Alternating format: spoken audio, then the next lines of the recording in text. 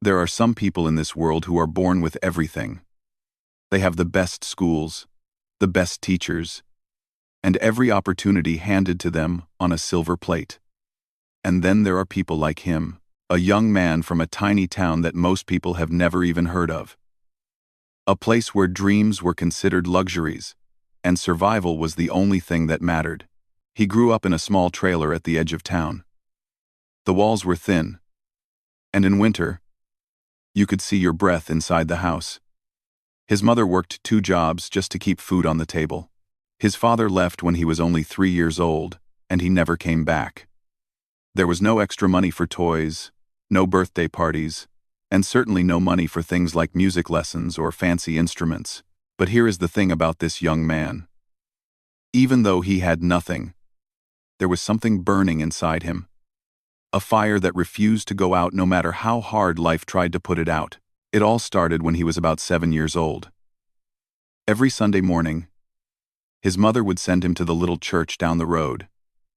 She was too tired to go herself most of the time, but she wanted him to have some kind of guidance, some kind of hope in his life. So he would walk those dusty roads alone, his shoes too big for his feet because they were hand-me-downs from a neighbor's kid. The church was nothing fancy.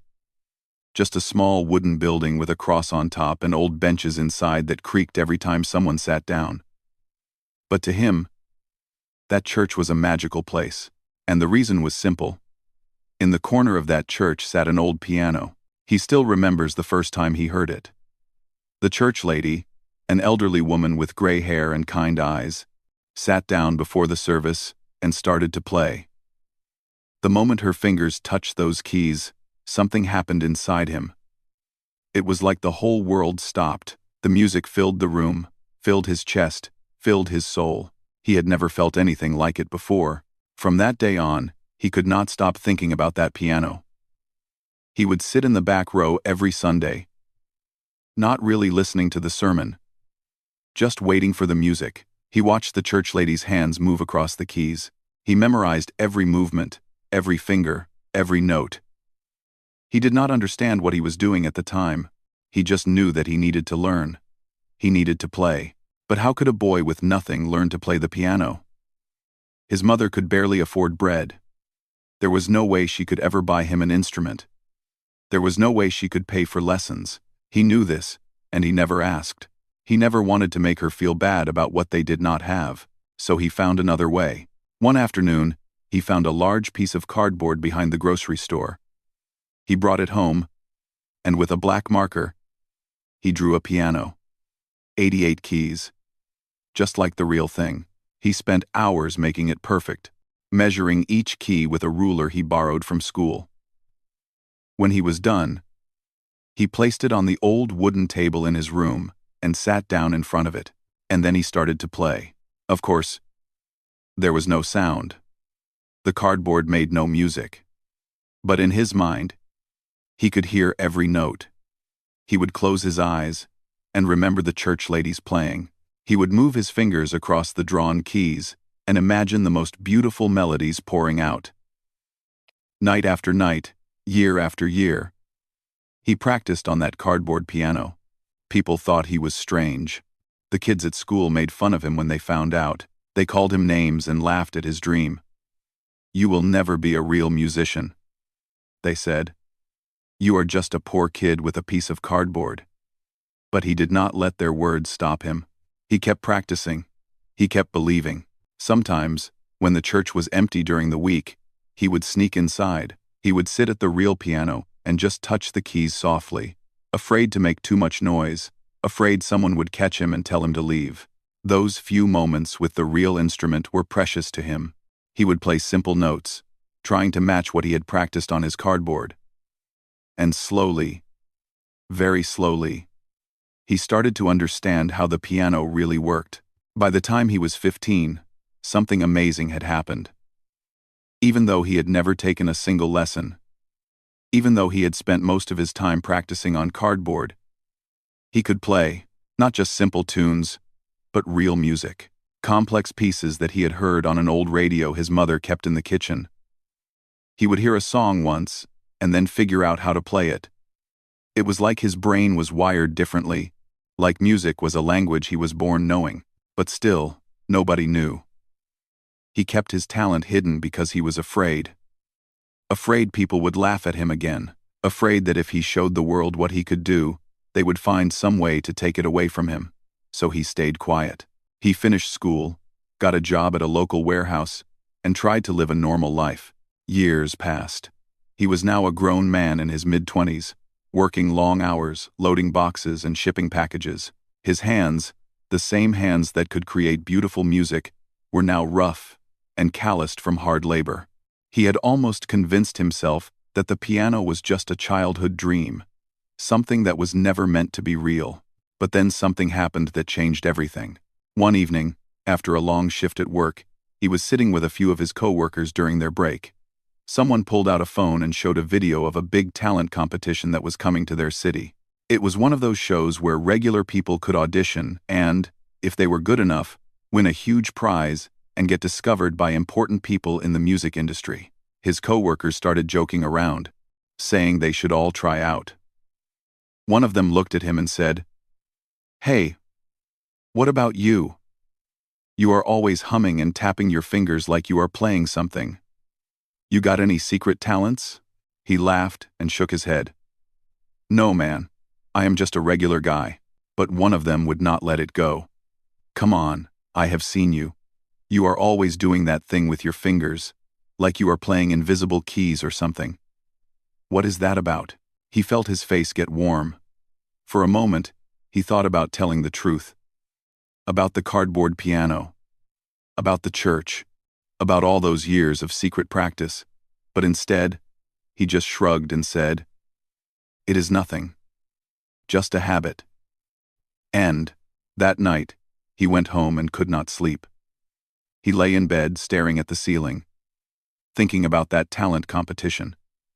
A part of him, a part he had tried to bury for years, was screaming at him, "This is your chance. This is what you have been waiting for your whole life." But another part of him was terrified. What if he failed? What if he got up on that stage and everyone laughed at him, just like the kids did when he was young? What if his dream was really just a fantasy, and he was about to embarrass himself in front of the whole world? He did not sleep at all that night. And by the time the sun came up, he had made a decision. He was going to sign up for that audition. He was going to walk into that competition and sit down at a real piano in front of real judges. He was finally going to show the world what a boy with a cardboard piano could do. The morning of the audition came faster than he expected. He woke up before his alarm even went off, his heart already beating hard in his chest. For a long moment, he just lay there in bed, staring at the ceiling, asking himself if he was really about to do this. A part of him wanted to pull the covers over his head and forget the whole thing. But he had come too far to back out now. He got up and looked through his closet, trying to find something decent to wear. The problem was, he did not own anything fancy. No suits, no dress shoes, nothing that looked like what a musician would wear. All he had were work clothes, jeans, and a few old shirts. He picked the cleanest shirt he could find. A simple dark blue button-up that his mother had given him years ago. It would have to do. He skipped breakfast because his stomach was too nervous to handle food. He grabbed his keys, took one last look at himself in the small mirror by the door, and headed out. The audition was being held at a big convention center downtown. He had never been to that part of the city before. As he drove closer, the buildings got taller and fancier. He started to feel smaller and smaller with every passing block. By the time he pulled into the parking lot, his hands were shaking on the steering wheel. The parking lot was packed. There were cars everywhere. Nice cars, the kind he could never afford. He found a spot way in the back and sat there for a few minutes, trying to calm himself down. "You can do this," he told himself. "You have been preparing your whole life for this moment." But the words did not make the fear go away.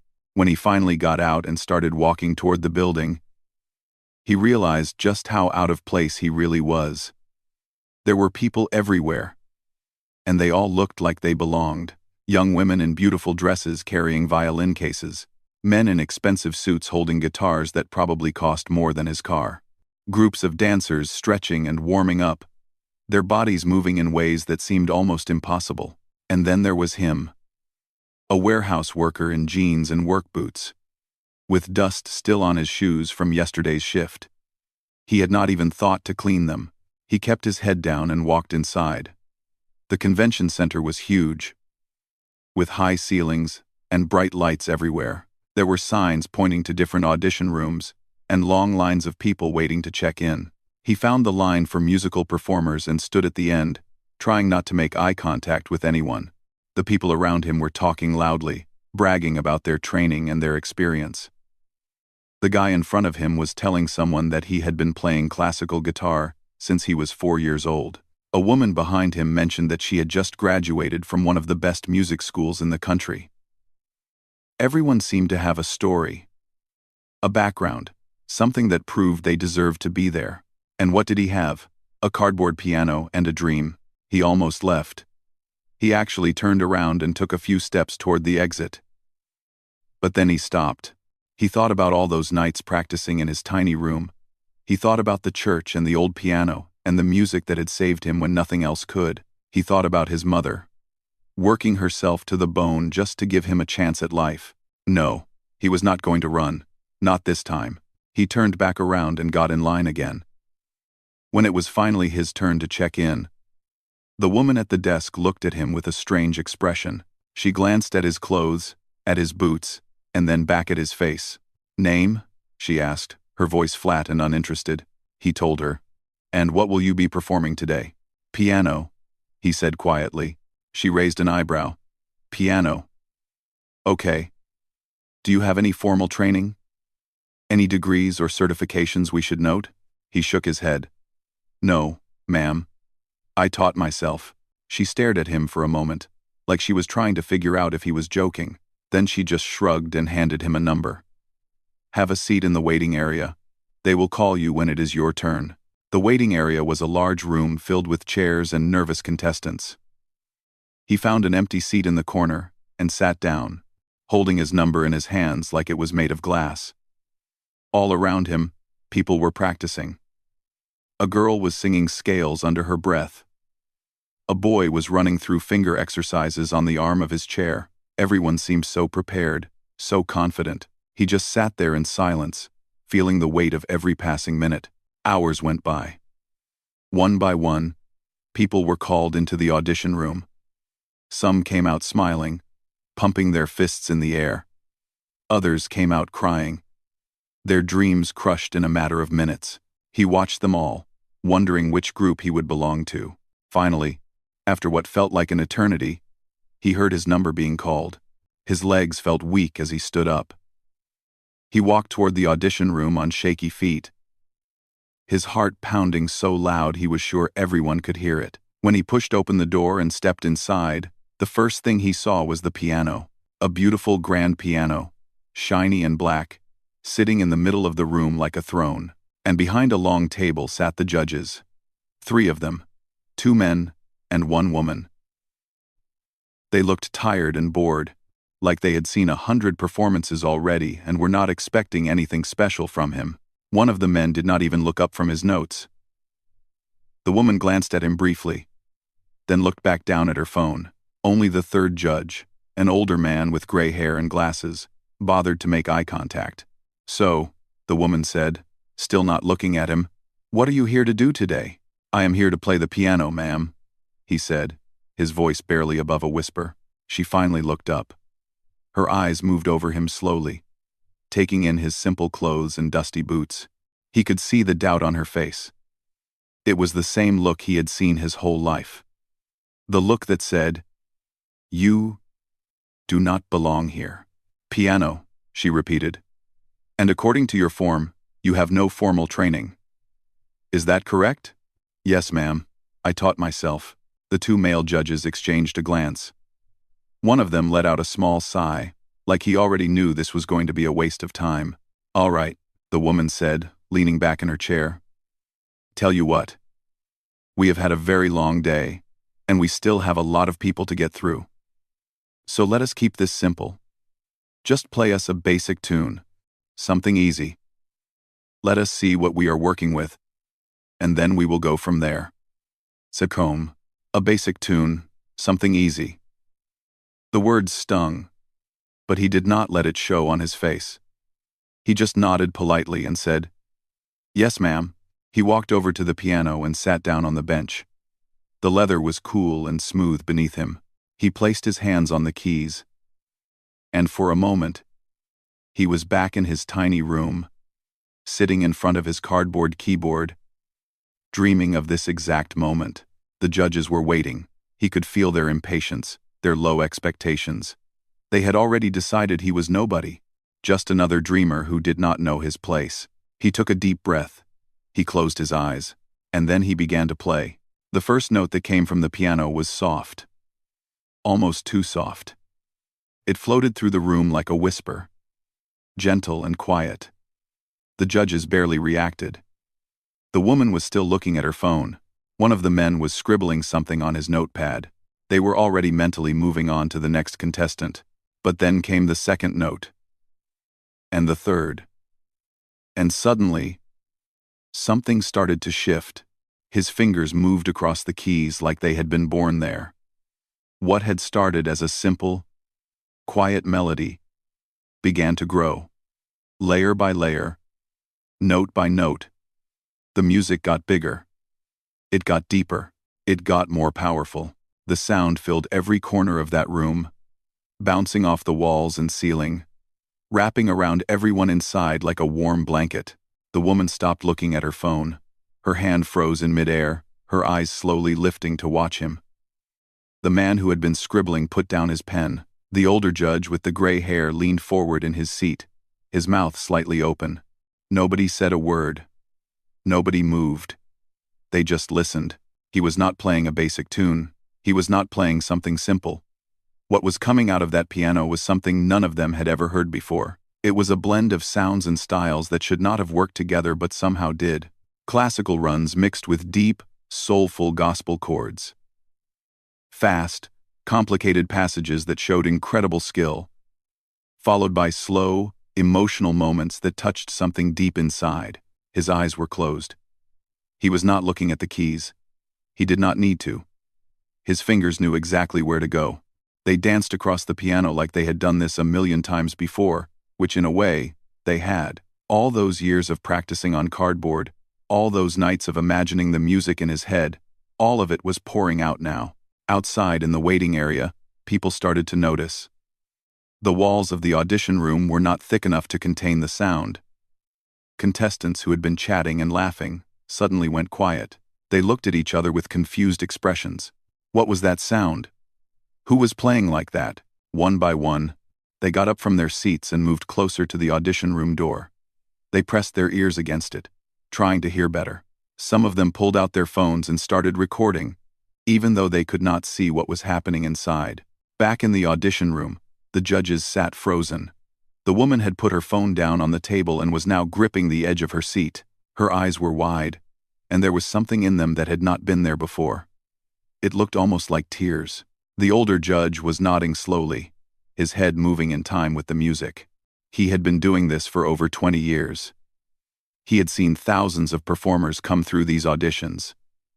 But this was different. This was something special. The man who had sighed earlier, the one who had already written him off as a waste of time, was staring at the piano like he could not believe what he was seeing. His mouth hung open. All the boredom and impatience had disappeared from his face. In its place was pure shock. The music kept building. It rose higher and higher, like a wave that would not stop growing.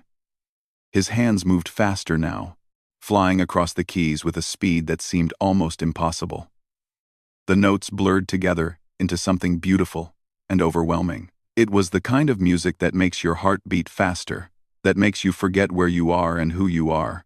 And then, just when it seemed like the music could not get any more intense, he changed direction. The fast, powerful section melted away, and in its place came something soft and heartbreaking, a slow melody that sounded like sadness and hope mixed together. It was the kind of music that makes you think about everyone you have ever loved and lost. The kind that reaches into your chest and squeezes your heart. The woman judge wiped her eye with the back of her hand. She was trying to hide it, but a tear had escaped and rolled down her cheek.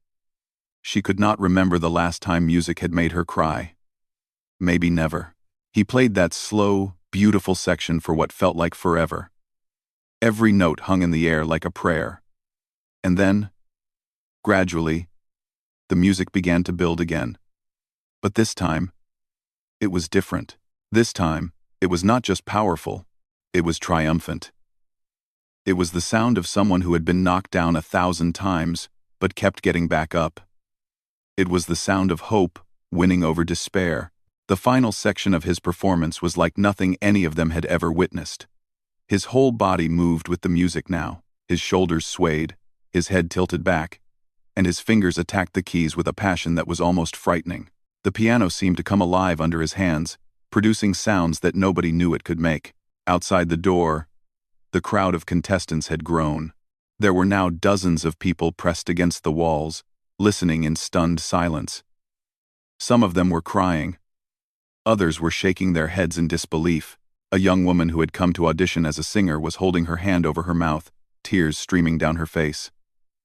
She had trained her whole life, and she had never heard anything like this. Inside the room, the judges had completely forgotten they were supposed to be judging. They were just listeners now, caught up in the moment, carried away by the music like everyone else. And then, with one final, thundering chord that seemed to shake the very walls of the building, he stopped. The last note echoed through the room and slowly faded into silence. He sat there for a moment, his hands still resting on the keys, his eyes still closed. He was breathing hard, like he had just run a marathon. In a way, he had. The silence that followed was the loudest thing any of them had ever heard. For what felt like an eternity, nobody moved. Nobody spoke. The judges stared at him like they were seeing a ghost. The people outside the door held their breath, waiting to hear what would happen next. He finally opened his eyes and looked up at the judges. For the first time since he had started playing, he felt the fear creeping back. Had he done something wrong? Had he misunderstood the assignment? They had asked for something simple, and he had given them everything he had. Maybe that was a mistake. The woman judge was the first to move. She pushed back her chair and stood up slowly. Her face was wet with tears, and she did not even try to hide them anymore. She just stood there, looking at him with an expression he could not quite read, and then she started to clap. It was slow at first, just her hands coming together once, twice, 3 times. But then the older judge stood up too, and he started clapping as well. Then the third judge rose from his seat, his face still frozen in disbelief, and joined in. The clapping got louder. It got faster. And then, from outside the door, he heard something that made his heart stop. More clapping. Dozens of people, maybe more, all of them applauding for him. The door burst open, and he saw them. All those contestants who had looked down on him earlier, all those trained musicians with their fancy instruments and expensive clothes, they were standing there clapping for him. Some of them were cheering. Some of them were crying. And in that moment, sitting at that beautiful grand piano in his dusty work boots and simple blue shirt, he realized something that changed his life forever. He was not a dreamer anymore. He was the real thing. The applause would not stop. It just kept going and going, echoing off the walls of that audition room like thunder that refused to fade. He sat at the piano bench, his hands trembling, his heart racing, not quite believing what was happening around him. The judges were still on their feet. The woman who had barely looked at him when he walked in was now wiping tears from her face with both hands. The older man with the gray hair was shaking his head slowly, like he was trying to make sense of what he had just witnessed. And the third judge, the one who had sighed and written him off before he even touched a key, was staring at him with his mouth hanging open. Finally, the woman raised her hand, and the room slowly went quiet. People outside the door stopped clapping. The contestants who had crowded around fell silent. Everyone was waiting to hear what she would say. She took a deep breath and looked straight at him. When she spoke, her voice was shaky, like she was still trying to pull herself together. "I have been doing this job for 15 years, she said. 15 years of auditions. Thousands of performers.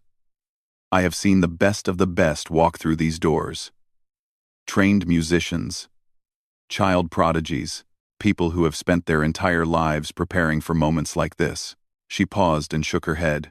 But I have never, in all my years, I heard anything like what you just did. The room was completely silent. He did not know what to say, so he just sat there, listening.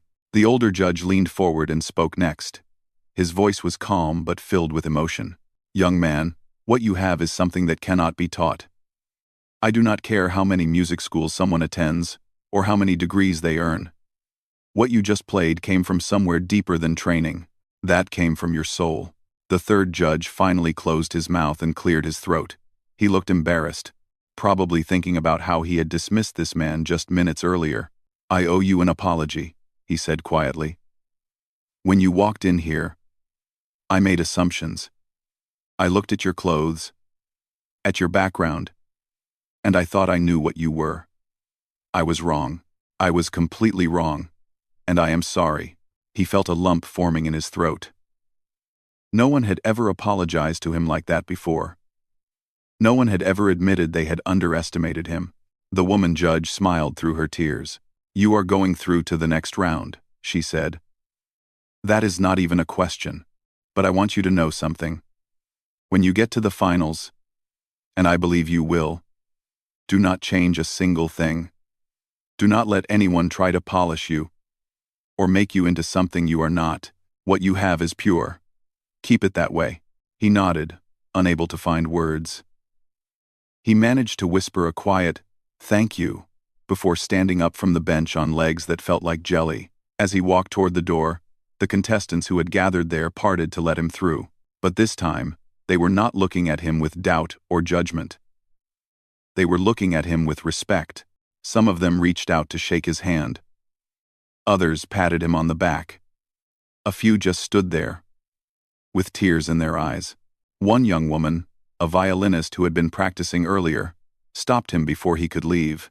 That was the most beautiful thing I have ever heard, she said, her voice cracking. I came here thinking I was good, but you just showed me what real talent looks like. Thank you for that. He did not know how to respond. He just nodded and kept walking, his mind spinning, his heart so full it felt like it might explode. The next few weeks were a blur. The competition had multiple rounds, and he made it through every single one. Each time he sat down at the piano, he played like it might be his last chance. He gave everything he had, holding nothing back. And each time, the reaction was the same. Standing ovations, tears, judges running out of words to describe what they were feeling. The videos of his performances started spreading online. People who had not been at the audition were now watching clips on their phones, sharing them with friends and family. Comments poured in from strangers all over the world. Who is this guy? They asked. Where did he come from? His story started getting out. The trailer park, the cardboard piano, the years of secret practice. People could not believe it. They called him an inspiration. They called him a miracle. But he tried not to pay attention to any of that. He stayed focused on the music. That was all that mattered. Finally, the night of the finals arrived. The competition was being held in a huge theater, the kind of place he had only ever seen in movies. Thousands of seats, all of them filled. Bright lights, cameras everywhere. Millions of people were watching live from their homes. He stood backstage, peeking out at the audience through a gap in the curtain. His heart was pounding so hard, he could feel it in his ears. This was it. The biggest moment of his life. Everything he had ever worked for, everything he had ever dreamed of, came down to this one performance. The other finalists were incredible. A young opera singer, with a voice like an angel. A dance crew that moved like they shared one body. A guitarist who played so fast his fingers were a blur. Each of them received huge applause, and he started to wonder if maybe he did not belong here after all. Maybe it had all been a fluke. Maybe the judges had made a mistake, but then they called his name, and he had no choice but to walk out there. The stage felt enormous. The piano sat in the center, a single spotlight shining down on it. He walked toward it slowly, his footsteps echoing in the silence. When he sat down, he looked out at the audience. Thousands of faces staring back at him, millions more watching through their screens. He thought about his mother. He thought about the church. He thought about the little boy who used to draw piano keys on cardboard and dream of moments like this. And then he closed his eyes and let his fingers find the keys. He played like he had never played before. Every emotion he had ever felt, every struggle he had ever faced, every tear he had ever cried, it all came out through the music. The audience disappeared. The cameras disappeared. It was just him and the piano, having a conversation that only they could understand. When he finished, the silence lasted only a second. Then, the entire theater erupted. People jumped to their feet. They screamed. They cheered. Some of them were crying openly, not even trying to hide it. The noise was so loud it shook the walls. He sat there at the piano, tears streaming down his own face, overwhelmed by it all. A little while later, all the finalists stood together on stage while the host held an envelope with the winner's name inside. He did not expect to win. He had already gotten more than he ever thought possible. Just being here was enough. The host opened the envelope and smiled. And the winner is... The pause felt like forever. Our pianist? The man who taught himself to play on a cardboard keyboard. The crowd exploded again. Confetti fell from the ceiling. The other contestants hugged him and congratulated him. He stood there in shock, unable to move, unable to think. He had done it. The boy with nothing had won everything. As he held the trophy in his hands and looked out at the cheering crowd, one thought kept running through his mind. This is just the beginning. The weeks that followed, the competition felt like a dream that he could not wake up from. After winning the whole thing, after standing on that stage with confetti falling around him and a check in his hands that was bigger than anything he had ever seen, his life completely changed. And it changed fast. The video of his audition spread across the internet like wildfire. Within the first day, it had 1 million views. By the end of the week, it had 10 million. People from all over the world were watching this man in dusty work boots sit down at a piano and create magic with his hands. News stations picked up the story. Talk shows wanted to interview him. His face was everywhere. His phone would not stop ringing. Record labels called. Music producers called. Famous artists who he had only ever seen on television were reaching out, wanting to work with him. It was overwhelming. He had gone from being invisible to being seen by the entire world, and he did not know how to handle it. But through all the chaos, he never forgot where he came from. He never forgot those cold nights in the trailer, practicing on cardboard while the wind howled outside. He never forgot his mother working double shifts just to keep him fed. And he never, ever forgot that little church down the road where everything had started. The offers kept coming. A famous producer flew him out to Los Angeles to record his first album. He walked into a studio that was bigger than his entire childhood home, filled with equipment that probably cost more than he would have made in 10 years at the warehouse. Professional sound engineers sat behind massive control boards, ready to capture every note he played. He sat down at a grand piano that made the one at the audition look ordinary. This instrument was worth more than most houses. Its sound was so pure, so perfect, that he almost cried the first time he pressed a key. He thought about the cardboard keyboard, about how he used to imagine what a real piano would feel like. Now, here he was, playing one of the finest instruments ever made. The album took 3 months to record. He poured everything into it. Every song was a piece of his story. There were fast, powerful pieces that showed off his incredible skill. There were slow, emotional pieces that made people cry. And there was one special track, the last song on the album, that he had written himself. It was called Cardboard Keys, and it was about a little boy who dared to dream even when the world told him he had nothing. When the album came out, it went straight to #1. Critics called him a genius. They said he was the most talented pianist of his generation. They used words like revolutionary and once in a lifetime. But the praise that meant the most to him came from regular people. Messages poured in from all over the world, people who had grown up poor like him, people who had been told their dreams were impossible. They wrote to him saying that his story had given them hope, that watching him had made them believe in themselves again. He read every single message, and every single one reminded him why he was doing this. The money changed his life in practical ways. He bought his mother a real house, a nice one with thick walls and good heating. She cried when he handed her the keys. For the first time in her life, she did not have to worry about bills or working extra shifts. She could finally rest. Seeing her happy like that meant more to him than any award or any chart position ever could. He bought himself nice clothes and a good car. He moved to a better place. But he never let it change who he was inside. He was still that same kid from the trailer park. He just had better shoes now. About 6 months after winning the competition, he got a call that made his heart stop. It was from his hometown, the little church where he had first heard the piano, the place that had started everything. They were reaching out to him. The building was old and falling apart. They needed repairs they could not afford, and they had heard about his success and wondered if maybe, just maybe, he might be able to help. He did not just help. He did more than anyone expected. He paid for the entire renovation himself. New roof, new floors, new paint, new everything. And most importantly, he bought them a brand new piano. Not just any piano, but a beautiful instrument that would last for generations. He had it delivered and set up in the exact same corner where the old one used to sit. But he did not just send money and walk away. He went back home. He wanted to be there in person. The day he returned to that church was the most emotional day of his life. The whole town came out to see him.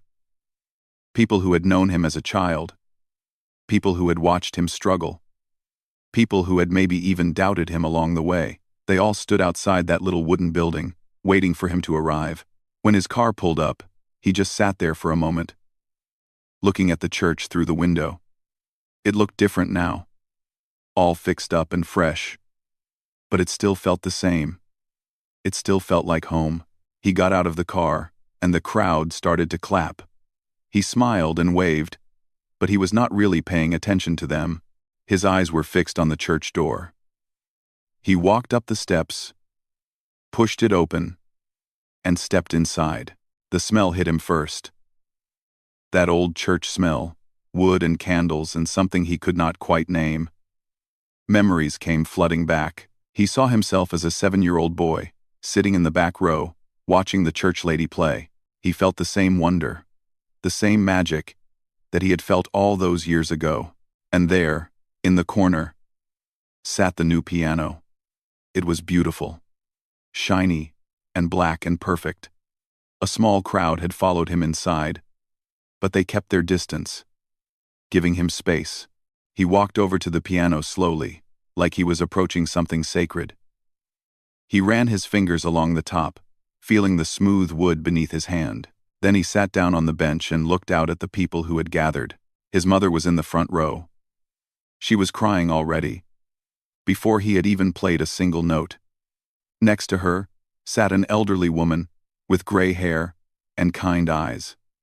The church lady. She was much older now, her hands too stiff to play anymore. But she was there, and she was smiling at him with so much pride that he thought his heart might burst. He turned back to the piano.